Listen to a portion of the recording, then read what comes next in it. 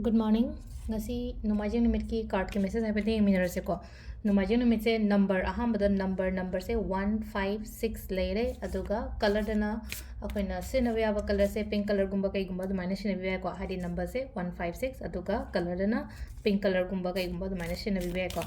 तो अखोगी नुतीगी young बदमाइना हाइदे 3 card खतंग उठोय को 3 card से दगी अमा चूज तौबिरसे नंबर 1 खनसेरा 2 खनसेरा नत्रगा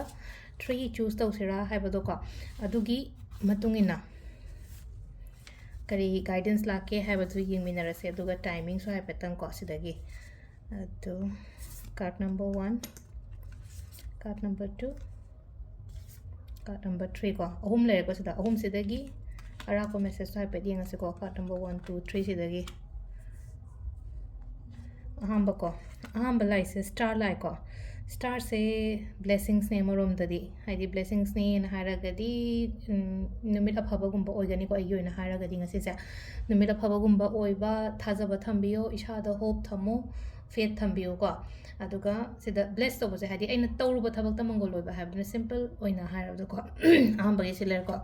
अनीशुब से ना अमुक है अना खलीब पोतों थाजबीबसीदना अमुक अना कहीं पोट चटके तौगे ओइबे सिसे अना खलीसे है ओइदौ माले नत्रगा ए ngasiसे चलोगे ओइदौ मानदे काइना खलगदी अदुगी पोतो अना खलीबदो तौबियो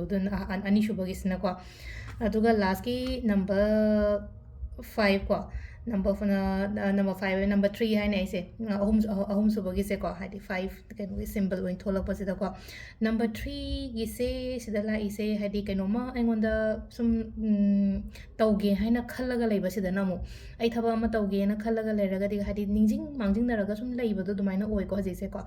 हाइडी सिदा निंजिंग मांजिंग नरगा ले इसे ऐ ना खल्ली बपोतो हाइडी पांगथो पयाय को हाइडी सिदा ऐ ना हाइडी जंगजन गे काइन खल्लगा जो ना हादगी चंगबंगम ददना तौबंगम ददना हौबंगम ददना कहीं हादी यूम थब तौगे नादे हादी मतम कायथोंगमदना तौदना लेबद नुमाइजिंग होरनाको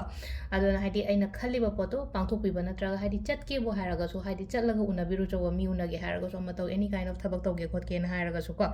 अदु सिदा लेरे खोगी कार्ड की मेसेज ना टाइमिंग ने युकी को पुंग 3 का मिनिट कुमाथोय दगी ना 13 का मिनिट 3 पाउंग लेरे दगी मु 12 का मिनिट 4 दैना 2 का मिनिट 23 पाउंग लेरे को सिजन थिनता लगी अदुगा नुंगदावरंगी ना 4 का मिनिट 53 दगिना पुंग मापनगा मिनिट निफु मापन फाउम लेरे अदुगा कइनोगिना को हादि अहिंगिना पुंग अमगा मिनिट 5 दगिना 2 गा मिनिट निफु तो फाउम लेरे नोंगालमदागिना 4 गा मिनिट 10 दगिना 5 गा मिनिट 59 फाउम लेरे को अदु सिसना कोई टाइमिंग अफबा अदु इंग्लिश ता मु हेलो अन हाइबा यावबनिना को 7:21 am to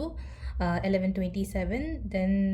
12:49 pm to 2:12 pm then again evening ko 4:56 pm to 9:49 pm